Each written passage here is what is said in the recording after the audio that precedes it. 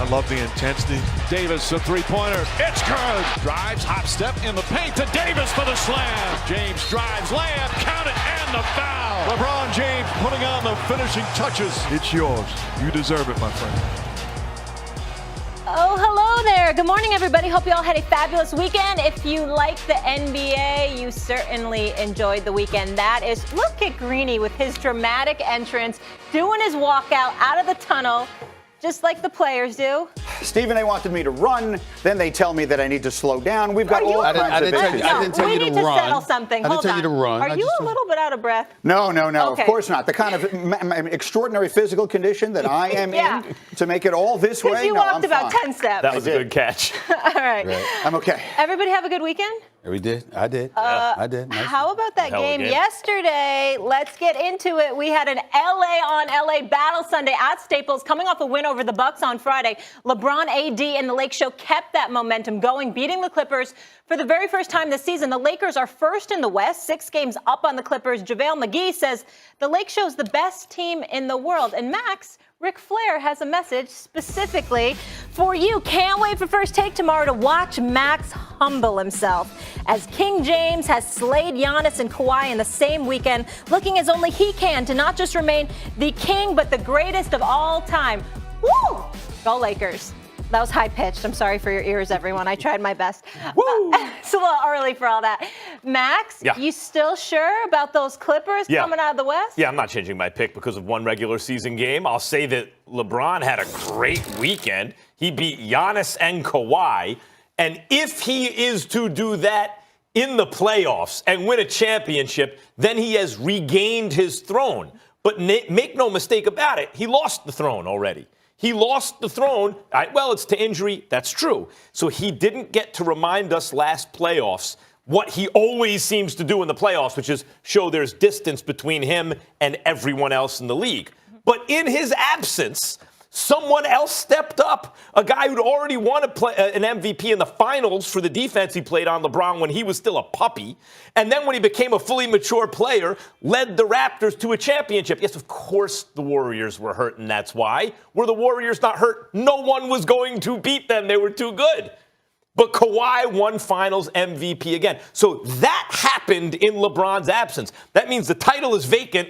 Kawhi took it by force. Just not against LeBron. Okay, so once I saw that and saw him kind of airdropped into a Clippers situation with Paul George in place of Shai Gilgeous-Alexander and Danilo Gallinari to a 48-win team, I thought, well, those are huge upgrades. Let's see how this works out. Sure enough, when they're at full strength, they almost never lose. They did lose to the Lakers one game. They've beaten them twice. Hats off to LeBron James for him to be doing what he's doing at this age is amazing. I don't think they can count on 24 points a night in a 7-game series from Avery Bradley. I don't think they can count on Lou Williams getting cold, Morris getting cold, the way they were yesterday for the Clippers. I like Kawhi Leonard, who I still think is the best player in the world, to do it when it matters most. I like the Clippers to win.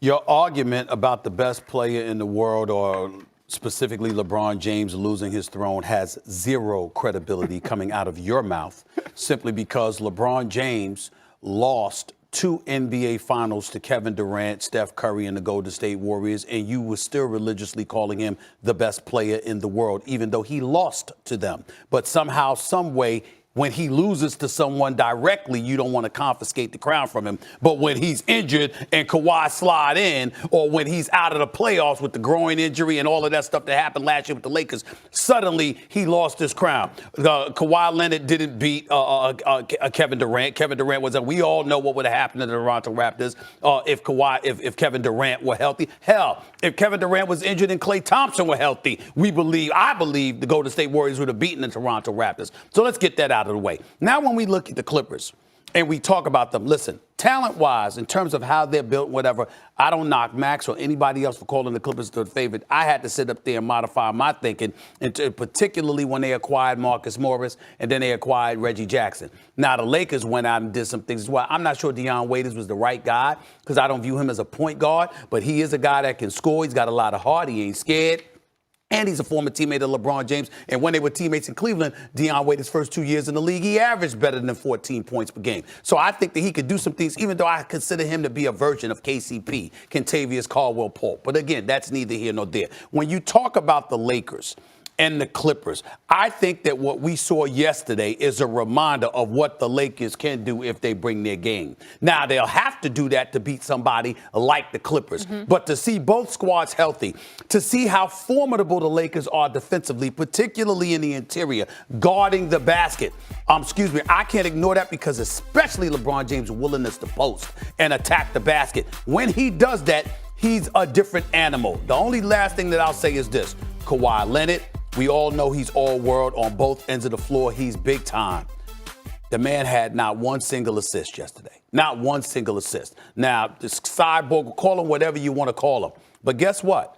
LeBron James ain't the only one that needs to bring his A game in order to deliver. Kawhi Leonard needs to bring his A game, too. I think this probably did a lot for the Lakers' confidence as well. Yes, it should. Can I answer your question directly? Yes, please. The Lakers have been the team to beat for the championship from the moment they acquired Anthony Davis, and that was on full display yesterday. In any series they play, they will have 2 of the 3 best players on the court. And in most series, they will have the 2 best players on the court. LeBron James is without question the player you want on your team, regardless of what your other options are. You might want to give, I know that you would vote for Giannis for the MVP right now. I won't fight you on it, although I would vote for LeBron. But in a playoff series, there is no question I would take LeBron over him. Absolutely. And I would definitely take LeBron over Kawhi Leonard. And I will say this. Over Kawhi. Absolutely. So LeBron How James. come you're so confident? Absolutely. Because of his resume? LeBron James is one of the 3 or 4 greatest players that ever lived and elevates when it matters. And I will say this, not only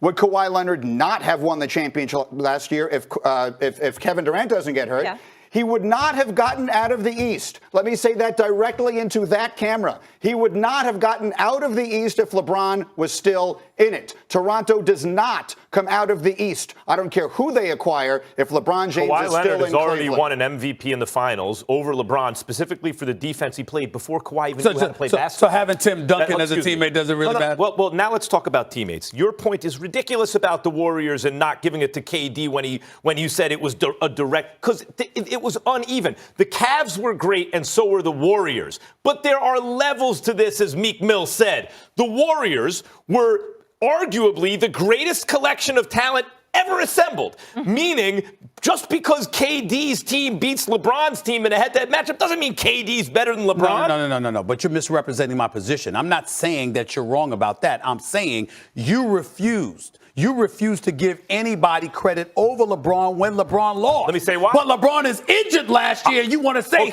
it's confiscated Fair from him. point. Fair That's point. my point. I will explain why. Eyeballs on that series, it was clear to me as well as KD played, LeBron was the best player on the floor. Both times, LeBron was better than everyone. KD closed the gap the second time, but LeBron was still best. First time, I don't think it was close.